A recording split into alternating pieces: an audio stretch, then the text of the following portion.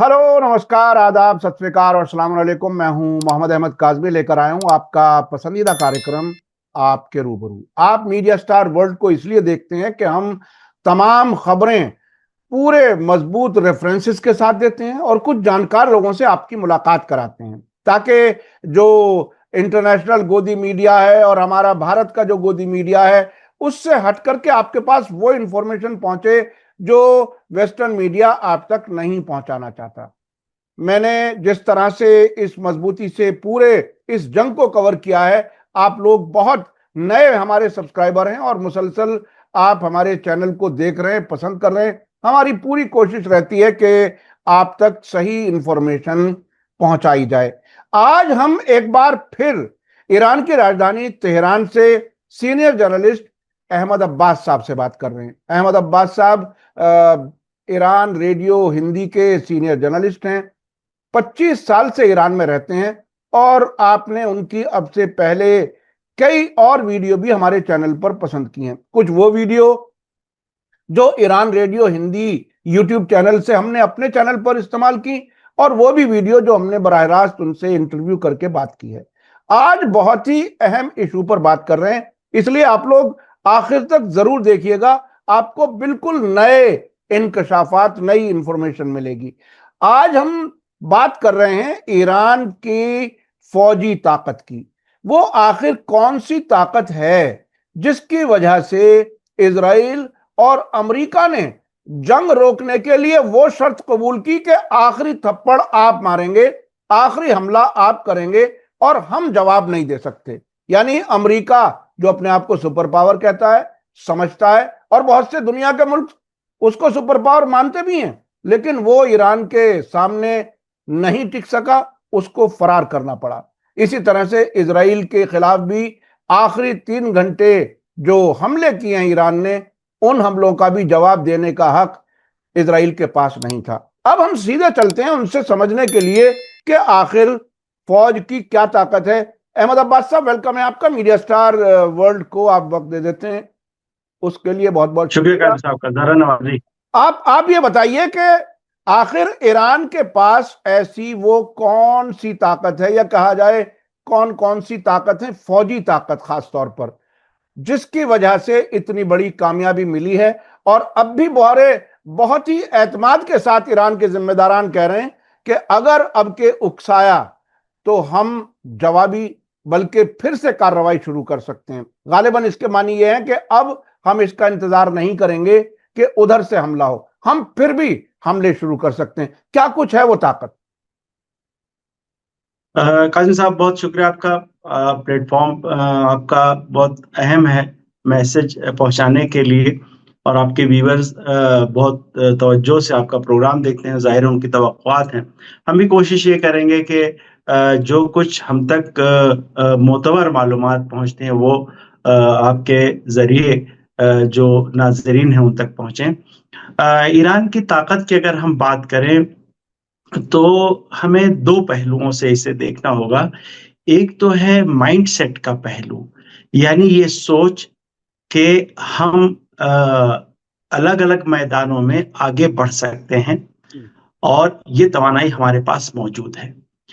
आप देखिए कि जब ईरान में इनकलाब आया और इनकलाब के फौरन बाद जंग शुरू हो गई, तो उस वक्त ईरान के पास जो एयरफोर्स थी वो अमेरिका की बनाई हुई एयरफोर्स थी। ईरान के पास F-14 फाइटर जेट्स थे अमेरिका के दिए हुए, और वो ताकत थी। लेकिन उसके बाद यानी वही वो मौका था कि जब एयरफोर्स की तरफ से पैगाम आया कि ये जो जंग शुरू हुई है, हम 1 हफ्ते से ज्यादा ये जंग हम नहीं लड़ सकते, इसलिए कि अमेरिका ने फिर हाथ उठा लिया था ईरान में इनकलाब आने के बाद। और अगर फाइटर जेट्स को इस्तेमाल करना था तो मुसलसल अमेरिका की सपोर्ट की उसमें जरूरत थी।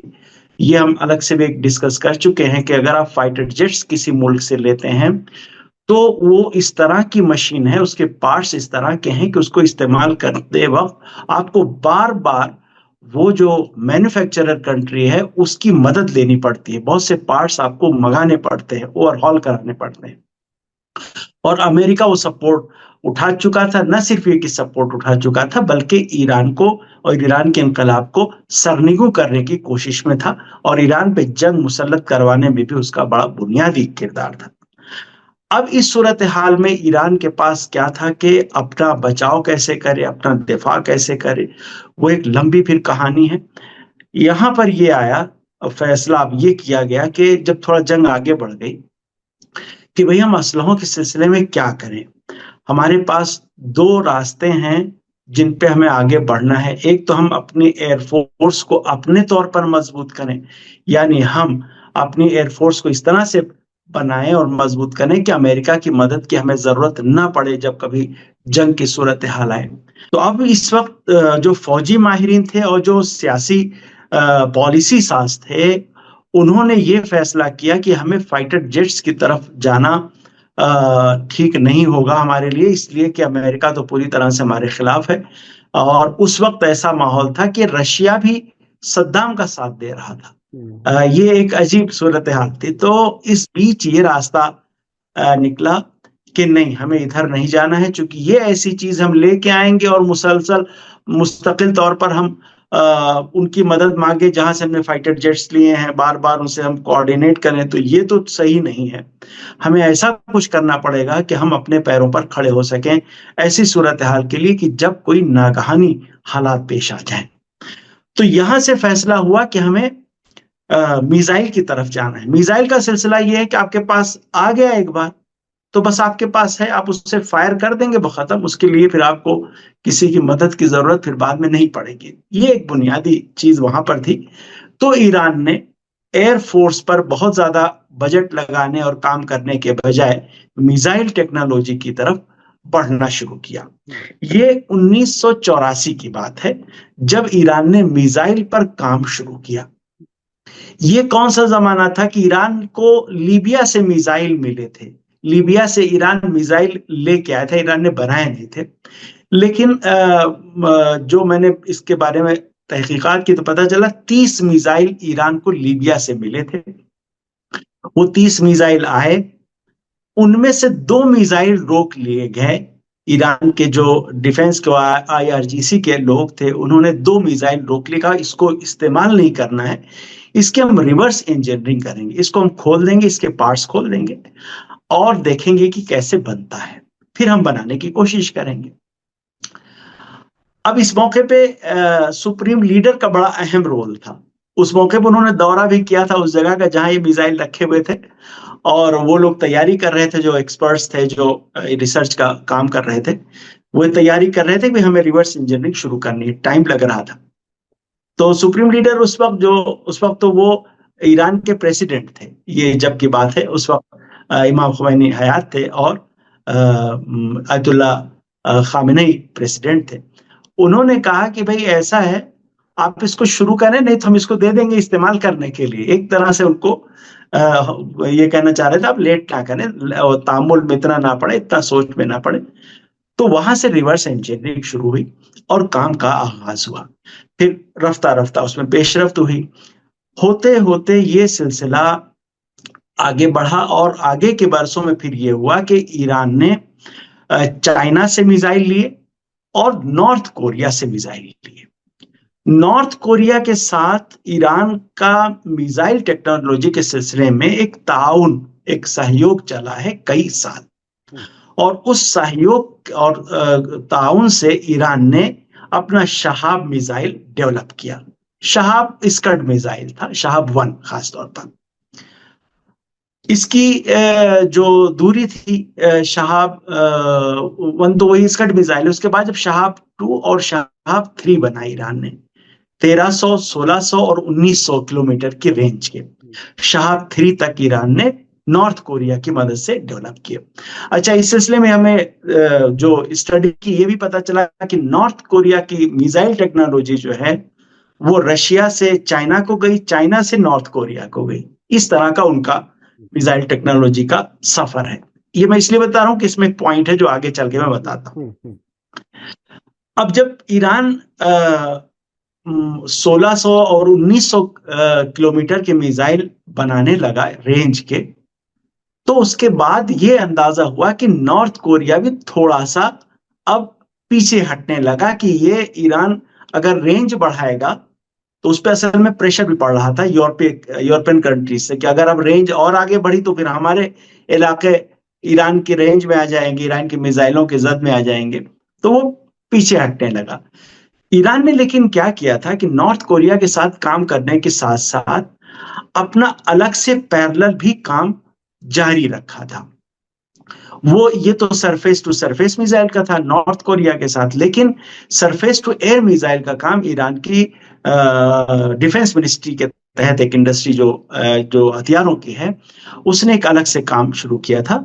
और वो मिसाइल जो बना रहा था उसका नाम था सैयाद 1, सैयाद 2 और सैयाद 3 मिसाइल उसने सरफेस टू एयर मिसाइल। तो ये यहां से मिसाइलों का सिलसिला शुरू हुआ और इस तरह से आगे बढ़ा। इस पॉइंट पर पहुंच के नॉर्थ कोरिया थोड़ा पीछे हटा और ईरान ने, लेकिन इस मौके पर ईरान इतना आगे बढ़ चुका था कि वो अपनी बेस पर खुद ब खुद आगे बढ़ सकता था, अब सफर रुकने वाला नहीं था। ये सिलसिला चला करीब 90s के आगाज तक। 90s के आगाज में एक बड़ा वाकया ये हुआ कि यूएसएसआर बिखर गया। यूएसएसआर शदीद इक्तिसादी बहरान में पड़ गया और वो बिखर गया तो बहुत से नए मुल्क पैदा हो गए। जो नई जमहूरियाएं, नई रिपब्लिक्स पैदा हो गई, वो उनके पास भी इक्तिसादी मुश्किलात बहुत ज्यादा थी। तो लेकिन एक चीज और थी कि उनके पास यूएसएसआर के जमाने के मिसाइल अच्छे खासी तादाद में मौजूद थे। ये बड़ा अहम पॉइंट था। उन्होंने ईरान को पेशकश की कि भाई ये मिसाइल आप खरीद लीजिए। और काजमी साहब, आपको और नाजरीन को भी हैरत होगी कि ईरान नॉर्थ कोरिया से जो एक मिसाइल $25 लाख का खरीदता था, उस मिसाइल की पेशकश इन मुल्कों से $50,000 और $40,000 की आने लगी कि भाई आप $50,000 में ये मिसाइल ले लीजिए। तो ईरान में बड़ा वो ओहदेदारान थे, उनको हुआ कि भाई ये इससे तो बेहतर कोई मौका ही नहीं, हम लेके एकदम पूरा जखीरा तैयार कर लें, भर लेते हैं, जब भी कभी जरूरत पड़ेगी जो है वो इस्तेमाल करेंगे। तो 25 लाख के मिसाइल जो है वो 50,000 और $60,000 के पेशकश हो रहे थे। और जो लॉन्चर होते थे, लॉन्चर की कीमत भी 25 से $30 लाख होती थी एक लॉन्चर की। वो भी बहुत 1 लाख और 1.5 लाख इस तरह की कीमतों पर ईरान को ऑफर हो रहे थे। तो ये हुआ, सबने कहा कि भाई अब फौरन हमें इसकी तरफ आगे बढ़ना चाहिए। अच्छा, हम इससे पहले बात कर चुके हैं कि आईआरजीसी और सारी फोर्सेस सुप्रीम लीडर के तहत काम करती हैं, वही चीफ कमांडर हैं, सुप्रीम कमांडर भी हैं। तो उनके पास ये पेशकश गई कि भाई ये हम खरीद लेते हैं, बड़ा अच्छा मौका है। उन्होंने कहा कि नहीं, हम खरीदेंगे नहीं, हम सिर्फ 2-4 और उतने ही लेंगे जो हमें रिसर्च के लिए चाहिए, हम खरीदेंगे नहीं, इसलिए हमारा रिसर्च का काम रुकना नहीं है। खरीद लेंगे तो जरूरत पूरी होगी, तो बस हम बनाने से बेनियाज हो जाएंगे। तो उन्होंने मना किया, यहां तक कि बाद में ओहदेदारान ने आपस में फिर मशवरा किया कि एक बार उसको और जाके बात करते हैं कि हो सकता है मान जाए। तो जब ज्यादा कहने लगे तो मैंने उनका इंटरव्यू पढ़ा है, जनरल हाजीजादे साहब का, जो एरोस्पेस फोर्स के जो चीफ थे, जिनको इसराइल ने अभी 12 रोजा जंग में शहीद किया, जनरल अमीर अली हाजीजादे। तो वो उन्होंने अपने इंटरव्यू में कहा कि आखिर में वो आयतुल्लाह खामनी नाराज हो गए, कहने लगे कि भाई ये क्या आप लोग बिलावजे वो लगाए हुए हैं, जिद कर रहे हैं, नहीं ये बिल्कुल ये काम नहीं होना है, आप जो कर रहे हैं वो करिए, बस उसी खुद डेवलप कीजिए। तो ये एक बड़ा अहम पड़ाव था ईरान की मिसाइल टेक्नोलॉजी का कि वो सिलसिला फिर जारी रहा, शहाब 3 तक गया था। शहाब 3 के बाद फिर बारी आई ईरान के कदर मिसाइल की। वो कदर मिसाइल ये 90s 92 93 इस जमाने के बनाए गए, थोड़ा और 2-3 साल के बाद और ज्यादा डेवलप हुए। मगर आप ये समझिए कि कदर मिसाइल और शहाब तो बहुत पहले ही उसका प्रोडक्शन रोक दिया, कदर मिसाइल शुरू हुआ, उसका प्रोडक्शन रोक दिया गया। उसके बाद इमाद मिसाइल शुरू किया गया, ईरान ने शुरू किया, उसका भी प्रोडक्शन इसलिए रोक दिया गया कि उससे बेहतर मिसाइल ईरान के उसमें आ गए। ये सारे मिसाइल वो थे जो लिक्विड ईंधन से चलते हैं, लिक्विड फ्यूल इनमें लगता है, और इनके जरिए से ईरान 2000 से ज्यादा किलोमीटर की दूरी तक को हिट कर सकता है। अहमद अब्बास साहब, जरा 1 मिनट रुकिए, मैं थोड़ा सा रिकैप सा करूं। यहाँ तक जो जो बात आई बहुत ही अहम आई, मेरे जहन में भी कुछ चीजें साथ साथ चल रही थी। आपने रिवर्स इंजीनियरिंग की बात की, लीबिया से 30 मिसाइलें जो ली उनमें से 2 मिसाइलें रोकी। ईरान की रिवर्स इंजीनियरिंग मुझे और कई मौकों की याद आ रही है इस वक्त। एक तो 2011 के आसपास जब इजराइल और अमेरिका के ड्रोन उतारने शुरू किए आसमान से हैक करके, और उनकी रिवर्स इंजीनियरिंग की और उससे बहुत सी खुफिया मालूमात हासिल की। वो बहुत RQ-180 का बड़ा जी, मशहूर वाकया अब है। वो एक जी वो जी। वाकया है। उसके बाद 2016 में जब ग्लोबल हॉक को गिराया ईरान ने, ग्लोबल हॉक को जब गिराया तो उसकी भी रिवर्स इंजीनियरिंग की। और उसके बाद तेहरान से साइंसदानों का एक बयान आया जो मुझे अभी तक याद है कि अब के बाद ग्लोबल हॉक दुनिया में कहीं भी मूव करेगा वो हमारी नजरों में है, यानी हमारी आंखों से ओझल नहीं रह सकता। ग्लोबल हॉक जो सबसे महंगा, सबसे बड़ा जी। अमेरिका का ये था। तो इसके अलावा भी बहुत सी चीजें होंगी।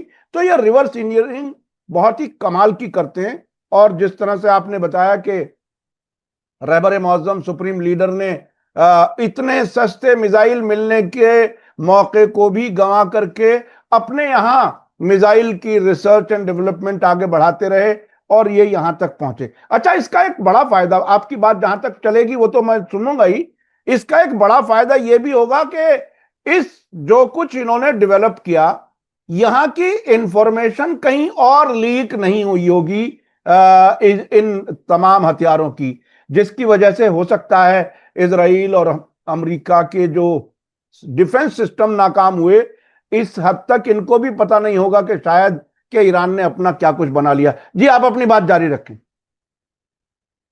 तो यहाँ तक जब ईरान का मिसाइल टेक्नोलॉजी का सफर पहुंचा, ये बड़ा दिलचस्प है। अब यहाँ पर बात ये आई कि साहब, मिसाइल टेक्नोलॉजी में हम यहाँ पर आ गए हैं कि हम लिक्विड फ्यूल वाला मिसाइल जो है वो बनाते हैं आराम से। और लिक्विड फ्यूल वाला मिसाइल ईरान की डिफेंस मिनिस्ट्री बना रही थी। डिफेंस मिनिस्ट्री के तहत कई इंडस्ट्रीज हैं जो काम करती हैं, वो बना रही थी। उसमें फिर मैं नाम लूंगा हाजीजादे साहब का, एरोस्पेस के जो कमांडर थे। उन्होंने कहा भाई ऐसा है, ये लिक्विड फ्यूल वाले मिसाइल होते हैं, ये तो ठीक है, लेकिन इनका मसला ये है कि जब इसमें फ्यूल भरना पड़ता है तो करीब 1-1.5 घंटे लग जाते हैं। तो आप कहीं ले आए, लॉन्चर पे उसको रखें, अब उसमें आप फ्यूल डाल रहे हैं, फ्यूल चूंकि बहुत ज्यादा लगता है, तो वो फ्यूल 1-1.5 घंटा फ्यूल उसमें भरा जाएगा। अच्छा, अब ये बात आ गई थी उस वक्त तक कि जब अमेरिका इराक पर हमला कर चुका था, अफगानिस्तान पर हमला कर चुका, तो वहां कब्जा करके बैठ गया था। तो इनको ये था कि अमेरिकन एयर फोर्सेस यहाँ पर मौजूद हैं, तो हमें इस तरह के उससे रिस्क से बचना है। हम पता चला फ्यूल भर रहे हैं, वो अमेरिका आके वहां पे बमबारी करके चला गया, तो हमें ये नहीं चलेगा। फिर उन्होंने रास्ता निकाला नहीं कि हम फ्यूल पहले से भर ले, उसके बाद ले आके उसको लॉन्चर को बाहर ले आए और वो किया जाए। उन्होंने कहा कि नहीं, हमें इससे भी आगे जाना है। अच्छा, दूसरी चीज और थी, लिक्विड फ्यूल का मसला एक और ये है कि लिक्विड फ्यूल बर्न होने के लिए आपको चाहिए कि आप फजा के अंदर ही रहें, यानी आप स्पेस में अगर गए तो फ्यूल वहां पे जलेगा नहीं, इसलिए कि फ्यूल को जलने के लिए ऑक्सीजन चाहिए। तो यहां पर एक रुकावट थी। और उसके लिए फिर क्या था कि लिक्विड फ्यूल आपने डाला है उसमें, अच्छा मिसाइल तो बहुत ऊपर जाता है, स्पेस में जाता है, और स्पेस से फिर नीचे आता है बैलिस्टिक मिसाइल। तो उसके लिए क्या होता है कि वो फ्यूल के साथ साथ ऑक्सीजन का भी इंतजाम करना पड़ता है कि उसका ऑक्सीजन साथ में रहे, कि अगर स्पेस में जाए तो उस ऑक्सीजन से अपना फ्यूल ये बर्न होता रहे, उसको प्रॉब्लम नहीं आए। उसमें ये प्रॉब्लम ये है कि अगर आपका मान लीजिए 100 किलो फ्यूल है, तो 1500 किलो उसके लिए ऑक्सीजन चाहिए, तो उसका वजन भी बढ़ता है, उसकी साइज भी बढ़ती है। तो इस तरह की वो प्रॉब्लम एक थी, तो इसके जरिए से काम हो रहा था। लेकिन अमीर अली हाजीजादे साहब ने कहा कि भाई हमें अब सॉलिड फ्यूल की तरफ जाना है। अब सॉलिड फ्यूल बिल्कुल एक अलग ही टेक्नोलॉजी, उसका चक्कर ये है कि उसके पीसेस होते हैं, वो मिसाइल के बॉडी के अंदर उसकी जो जगह फ्यूल की है, वो पिल्स की तरह एक के बाद एक रख दिए जाते हैं, बंद किया और आपने फायर किया। उसी उसी सॉलिड फ्यूल के अंदर ही ऑक्सीजन भी होती है, उसको अलग से ऑक्सीजन की जरूरत नहीं पड़ती। इसमें ये हो जाता है कि मिसाइल का साइज भी आपका कम है, वजन भी कम है, और ताकत काफी ज्यादा है। तो ये एक बड़ा इनकलाब था ईरान की मिसाइल टेक्नोलॉजी में कि उन्होंने सॉलिड फ्यूल की तरफ अपना कदम बढ़ाया। और काज़मी साहब, आपको ये सुन के हैरत होगी कि ये दोनों ही ईंधन, यानी जो लिक्विड फ्यूल है वो तो ईरान बनाता ही बनाता है, लेकिन सॉलिड फ्यूल भी ईरान खुद ही बनाता है। उसके लिए बताते हैं कि सॉलिड फ्यूल के लिए एक बहुत अहम चीज होती है, जो मिक्सर, जो मिक्स करता है इसको, और मिक्स ही करना उसकी बहुत बड़ी टेक्नोलॉजी होती है। मिक्सर के लिए ये उसके किसी भी पॉइंट पर टेम्परेचर दूसरे पॉइंट से अलग नहीं होना चाहिए, जितना वो उसके लिए जरूरी है उतना ही उसमें टेम्परेचर होना चाहिए। ये एक उसकी खास बड़ी नजाकत है। तो ईरान के पास ये है, न सिर्फ एक मिक्सर है बल्कि मिक्सर बनाने की भी फैक्ट्रीज हैं। इसराइल ने हालिया हमलों में उन फैक्ट्रीज को निशाना बनाने की कोशिश की थी कि ईरान को फ्यूल की मुश्किल पेश आए। तो ईरान इस वक्त सॉलिड फ्यूल वाले और लिक्विड फ्यूल वाले मिसाइल बना रहा है। मिसाइल का अब टेक्नोलॉजी को मैं आपको बताऊं कि इन्होंने जानबूझकर इसकी रेंज 2000 किलोमीटर तक रोक के रखी थी कि इससे आगे हमें नहीं बढ़ाना है। क्यों नहीं बढ़ाना है? जैसी रेंज बढ़ेगी तो उसकी रेंज में जब दूसरे ममालिक आएंगे तो उनको उस पर उनको हो सकता है एतराज हो, यूरोपियन कंट्रीज को, भाई आपका रेंज तो बढ़ गया। तो लेकिन रेंज इन्होंने रोक के रखा था। मगर अभी क्या हुआ, अभी ट्रंप के इंतखाब के बाद इन्होंने क्या किया, अपने असलहे भेजना शुरू किए डियागो गार्सिया जो आइलैंड है उसमें, डियागो गार्सिया आइलैंड में भेजना शुरू किए कि हम वहां से हमला करेंगे। डियागो गार्सिया भारत के नजदीक है, भारत से नजदीक। जी जी जी जी जी। तो वहां उन्होंने अपना जखीरा करना शुरू किया। आप ये समझिए, जैसे ही जखीरा करना शुरू किया, ईरान ने एक इशारा दिया कि हम अपने मिसाइल की रेंज 2000 से 3500 बढ़ा रहे हैं। और अमेरिकन की समझ में उसी वक्त आ गया कि बिल्कुल ये ईरान ने ये काम कर दिया, उस इशारे को समझ गए। यानी ये टेक्नोलॉजी ईरान के पास पूरी तरह मौजूद है कि अगर रेंज बढ़ाना चाहे तो बहुत आराम से बढ़ा सकता है। तो ये रेंज और फ्यूल और इसकी बात थी। इस बीच में रहबर मौजम का नाम अब फिर से आता है, मुझे फिर इंटरव्यू याद आ रहा है हाजी ज़ादे साहब का। मैं लिंक भेजूंगा और इंटरव्यू पढ़िएगा। काफी कुछ बड़ी अहम बातें उन्होंने की है। ये इंटरव्यू 4 साल पुराना है, लेकिन अब उनकी शहादत के बाद उसे शाया किया गया है। तो उसमें वो कहने लगे कि रहबर मौजम ने इस बात पर ताकीद की कि अब हमें प्रिसीजन की तरफ जाना है, हमको जो बिल्कुल सटीक निशाना लगाए इस पर तवज्जो हमें देनी है। वो कहने लगे भाई, हमको शुरू में ये हो रहा था कि भाई सटीक निशाने की क्या बात, हमको एक शहर पे वो मारना है, एक बिल्डिंग को मारेंगे, चले 10 20 50 मीटर इधर उधर 100 मीटर के इर्द गिर्द लग गई मिसाइल है, 1000 किलो का उस पर जो है वो वॉरहेड चढ़ा हुआ है, अपना तबाही कर देगा। बिल्डिंग किस हिस्से में लगा क्या, उस हिस्से में लगा क्या, फर्क पड़ता है। तो उन्होंने कहा कि नहीं, वो रहबर मौजम की ताकीद थी, नहीं, हमें प्रिसाइज पिन पॉइंट निशाना हमें टारगेट करना, इसके लिए आप काम कीजिए।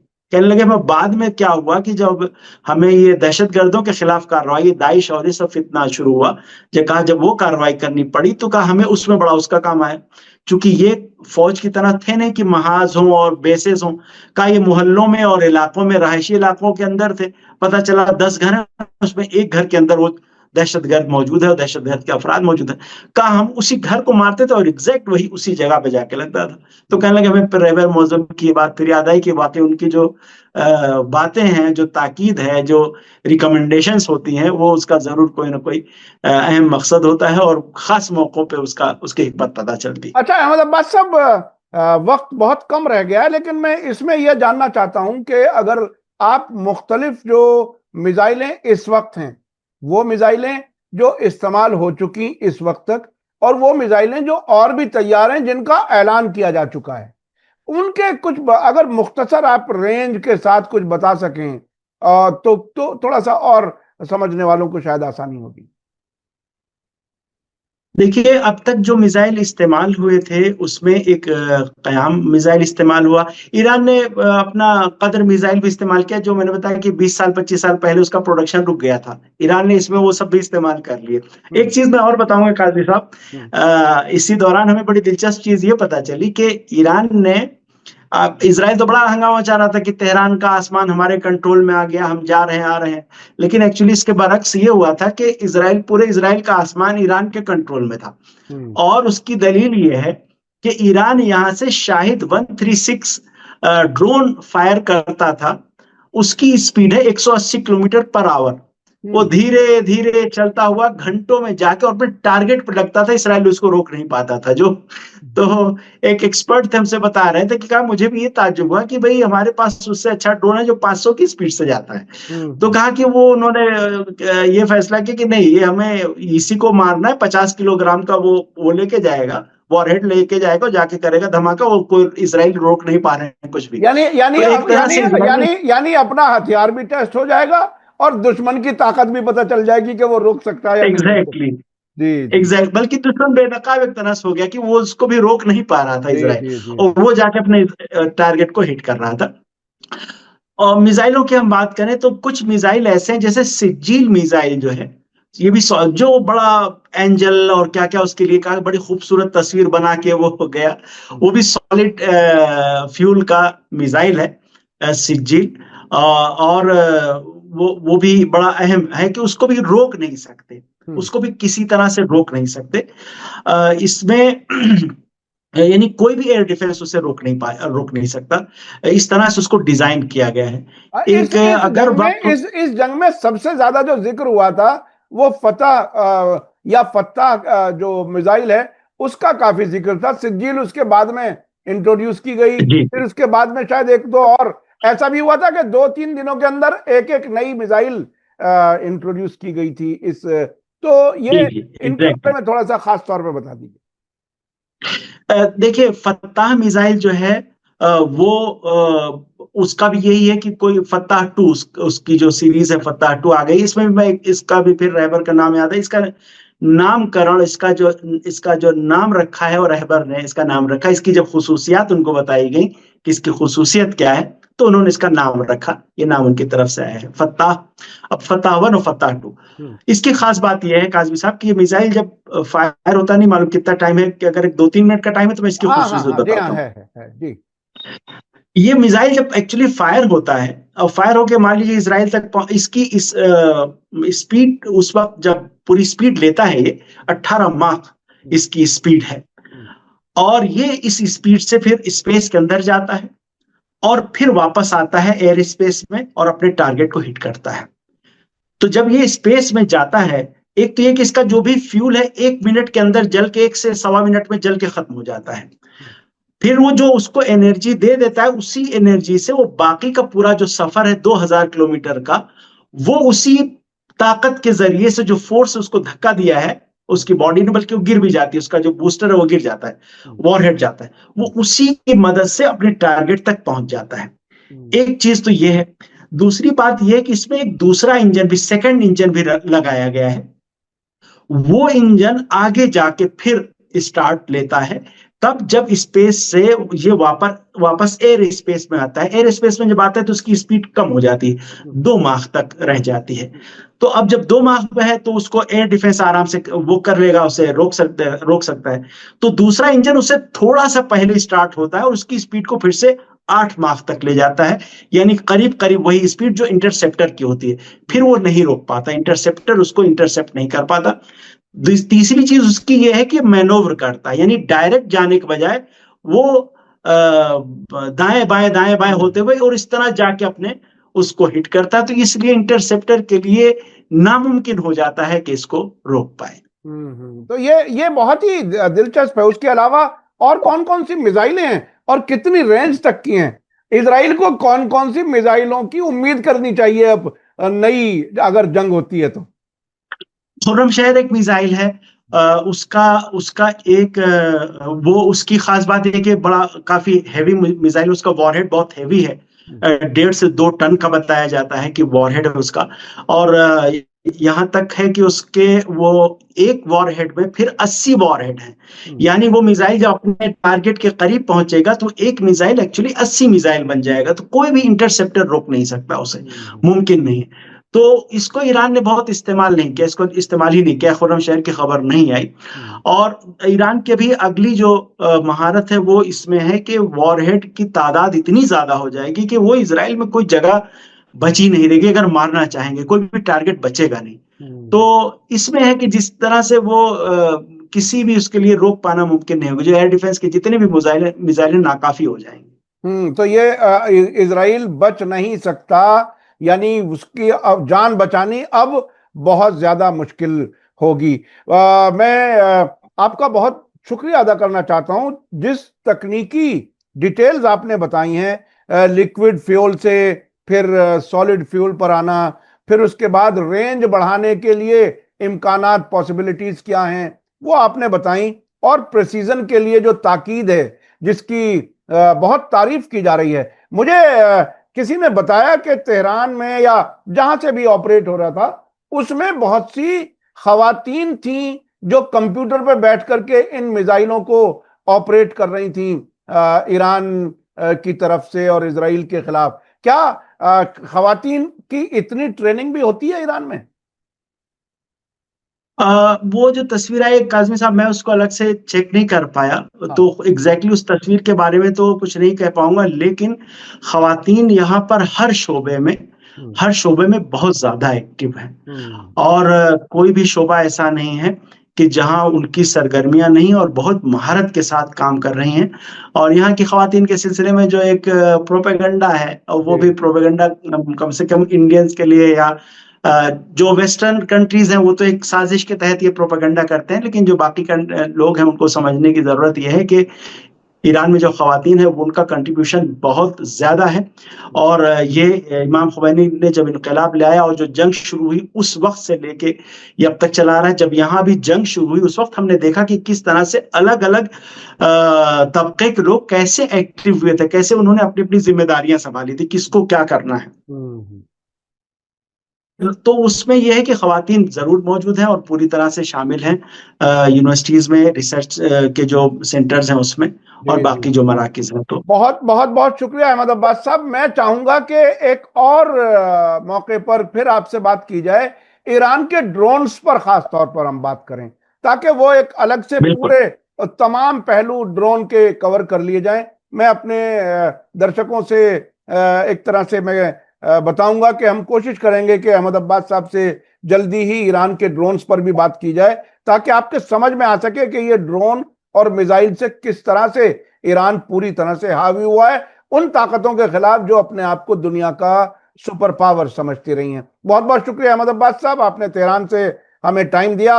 इस साल का आपका तजर्बा और इतनी गहराई से मालूमात, उसके लिए हम खास तौर पर शुक्रगुजार हैं। इसी के साथ मुझे दीजिए इजाजत। मैं अपने दर्शकों से कहूंगा कि आपको आज का वीडियो कैसा लगा कमेंट्स में जरूर लिखें और ज्यादा से ज्यादा लोगों तक शेयर करें। इसी के साथ मुझे दीजिए इजाजत। धन्यवाद, शुक्रिया, जय भारत, जय हिंद। मीडिया स्टार वर्ल्ड के और वीडियो देखने के लिए हमारे चैनल को सब्सक्राइब करें और सीधे नोटिफिकेशन पाने के लिए बेल आइकन दबाएं। और अगर हमारी खबर सच्ची और अच्छी लगे तो अपने व्हाट्सएप, इंस्टाग्राम, फेसबुक और ट्विटर अकाउंट पर जरूर शेयर करें।